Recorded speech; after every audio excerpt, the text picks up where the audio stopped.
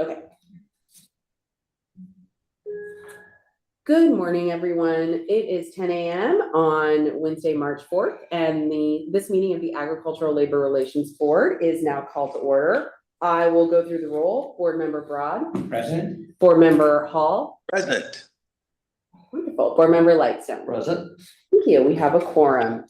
Our next agenda item is to approve the most recent meeting minutes from February 18th. May I have a motion to approve the minutes? So moved. Thank you, Member Broad. May I have a second? Second. Oh, Member Hall with the buzzer beater. Everyone who approves, say aye. Aye. Minutes have been approved. The next agenda item is the chair's report. I have just two items here. One, I want to acknowledge that Board Member Flores's term has ended, and so she has moved on from the board. We thank her so much for her amazing service and her both her professionalism and her, personal friendship to all of us and to our staff.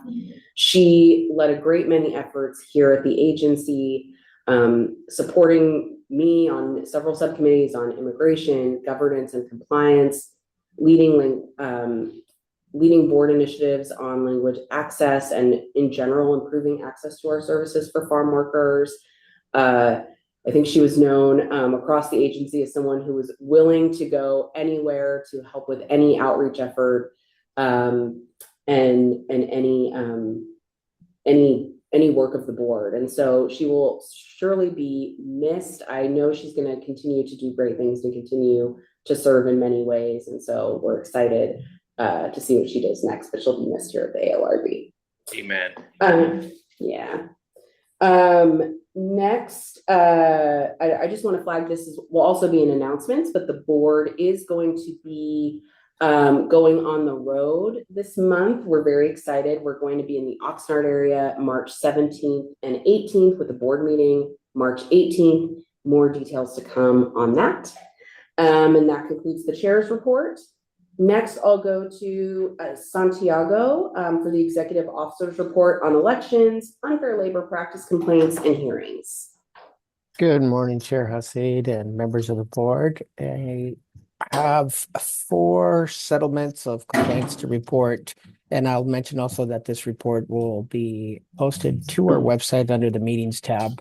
So the 4 complaints settled involve Rights Ranches, Moonlight Packing Company, LLC, Hosai Guy Farms, Inc., and there's 2 matters involving Hosai Guy Farms and Rights Ranches, as well as the others. It's a settlement agreement that was cited by the General Counsel's office and the request to take off calendar. In Rights Ranches, it involves grapes in Tulare County. Moonlight Packing Company is stone fruit in Fresno County. Hosai Guy Farms, for both matters, it's Asian vegetables in Kern County. Next, turning to pending matters. There are 3 matters pending before the board currently. First, Trifanuki Farms. There, it's the decision recommend order of the administrative law judge that's pending before the board. Exceptions and replies have been submitted, so briefing there is complete. Next, Ocean Mist Farms, involving the board's decision in 46 ALRB number 5. There, the regional director submitted a compliance update as well as a request for clarification of the board's order and ordered remedy in the matter. That was filed on February 12th. And finally, Red Blossom Farms, Inc. They're the General Counsel's request for special permission to appeal the administrative law judge's order denying a fully virtual hearing, which was filed on February 20th. That concludes my report. Happy to answer any questions. Great. Thank you so much, Santiago. Appreciate that. Do any of my colleagues have any questions? Okay. Going to the next agenda item. Laura, do we have a litigation report? We do not. Okay. Next, we will go to our general counsel's report with our general counsel, Julie Montgomery. Good morning, everyone. Good to see everybody here. I was not at the last board meeting, as I was on jury duty. So I do have quite a lot of settlements to report, which is a great thing, and a lot of events as well.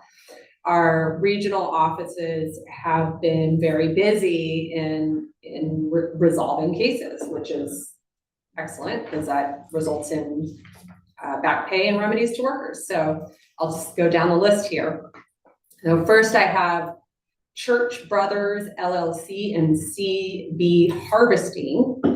And this case involved a romaine lettuce harvester in Imperial County who filed an unfair labor practice charge, claiming that back in March 2023, owners, supervisors, foremen, and quality control representatives at the company retaliated against workers by telling them they should go work somewhere else because they had complained about mistreatment by the quality control representative, and because charging party had raised concerns on behalf of the workers about the amount of work, the condition of the product, and a lack of sufficient number of workers available to do the job.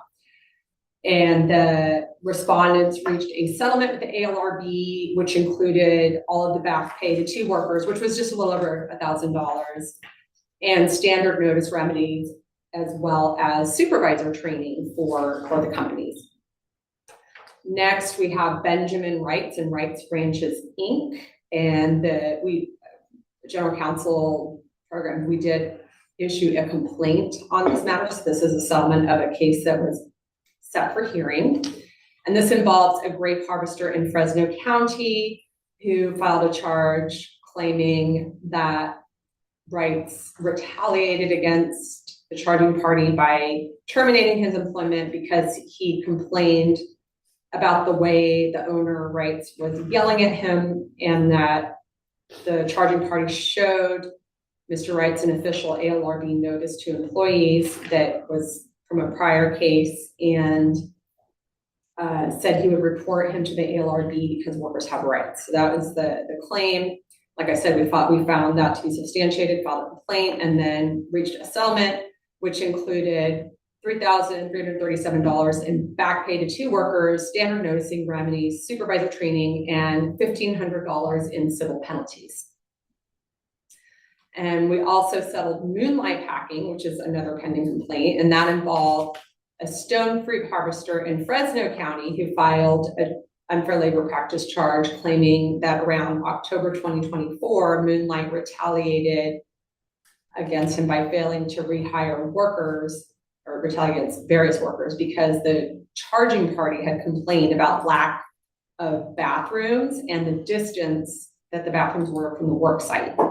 Moonlight reached a settlement with the ALRB, including $7,586 in back pay to 3 workers, reinstatement offers to 2 workers, standard noticing remedies, and $5,000 in civil penalties. And then next we have Hosaigai Farms, which were, there were a couple of pending complaints for this case, and that involved five separate charges that were consolidated, that were settled. And this case involved an Asian vegetable harvester in Kern County who filed a charge claiming retaliation that the company told workers they would not be allowed to return to work the next day, and threatening to terminate workers. And also the UFW filed an unfair labor practice, or several unfair labor practice charges, alleging interrogation of workers about the union support and whether they signed authorization cards, threatening that workers would suffer consequences if they did not retract their authorization cards in support of the union, and making statements intending to chill workers' protected concerted activity. And so, like I said, the ALRB filed a couple of complaints for those charges, and Hosaigai reached a settlement with the ALRB, including there was just $150 in back pay to 1 worker because they were not terminated, and there were standard noticing remedies and $3,000 in civil penalties. And then the rest of these are pre-complaint settlements. We have King City and Ascona Harvesting, involving a cannabis worker who filed a charge alleging that that the companies, through their farm labor contractor, retaliated against her and other employees by moving them from a full-time crew to an as-needed crew after they complained to Human Resources about a forewoman's mistreatment and alleged sexual comments to the workers. And the parties settled that case with the ALRB for $340.86 due in back pay and interest to 3 employees and standard noticing remedies. And then the last one is Chalky Ridge Vineyard Management and Copper Cane LLC. And that charge involved a grape harvester in Santa Barbara County who filed a ULP alleging that the companies retaliated against her and coworkers by failing to rehire them after they supported a coworker and agreed to be witnesses for their coworker's injury at work. And the parties reached a settlement in which they agreed to standard noticing remedies and offered reinstatement to the charging party and discriminatees. And it looks like there was no back pay due in that case. So those are the settlement. So kudos to all of our regional office staff. Each and every one of these takes a lot of work and diligence to investigate and then prosecute, negotiate settlements for all of that. So a lot of work. So just kudos to all of our staff for their wonderful work in getting these remedies to workers. And then just real brief highlights on outreach events. There's been a lot going on in February for outreach. We have several different Rural Strategic Engagement Program clinics that our staff have participated in, where we get together with the Labor Commissioner, Cal OSHA, ALRB, and we provide information and services to workers in various communities in partnership with nonprofits in various areas. So they did one in Salinas in Monterey County with CBDIO, a local nonprofit that has a local office there. And they did one with TODEC in another nonprofit in Coachella in Riverside County. They did one in mid-February. And also one in Farmersville in Tulare County with the nonprofit CVEA, and one in Santa Paula, which is in Ventura County, with MyCop. So yeah, there's just a lot going on with RSEP, and they've also been appearing on radio programs. There was an interview on Radio Bilingüe show La Hora Triqui that was broadcast in Spanish and Triqui in Monterey County in mid-February. There was also our staff did an interview on Radio Indígena's show El Campesino y sus Derechos in Oxnard. And there's a whole lot of other events here, just from tabling to providing trainings to nonprofits, showing up at food distributions, micronet programs, health clinics. I would be here a long time to list them all, so I won't. But I have that information if y'all would like that. And I know our outreach manager Daniela provides that information in a regular report as well. So just kudos to all of our staff, our outreach team who are leading this effort, as well as our RSEP staff and all of the regional staff who are just out there in the community, distributing information and providing services and resources to farm workers throughout the state. So thank you. That's Wonderful. my report. Yes. Go ahead. Do you have No. something to say first?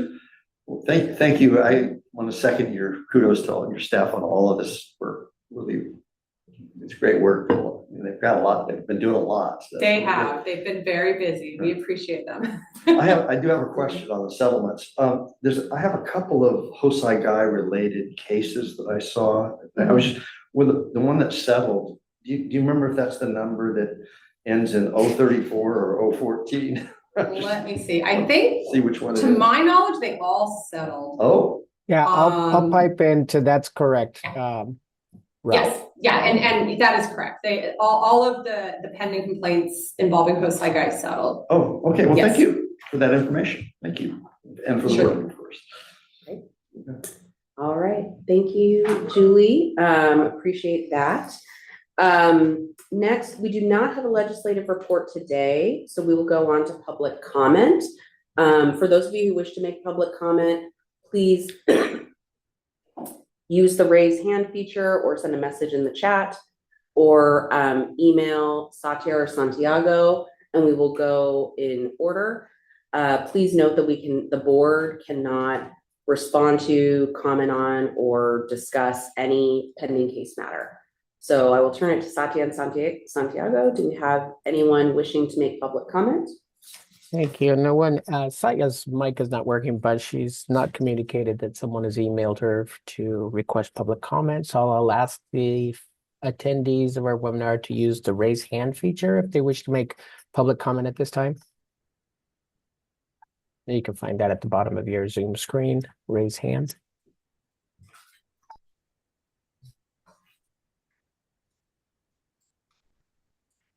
No hands raised. Okay, wonderful. All right, the board will now recess into closed session. Thank you.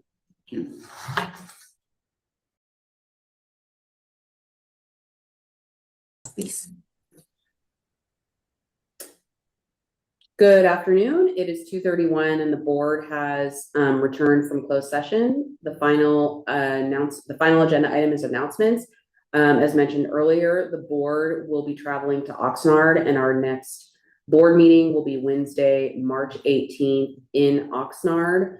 And the exact address will be published in our meeting notice later this week. And participants will also be able to watch virtually. And with that, this meeting is now adjourned. Thank you.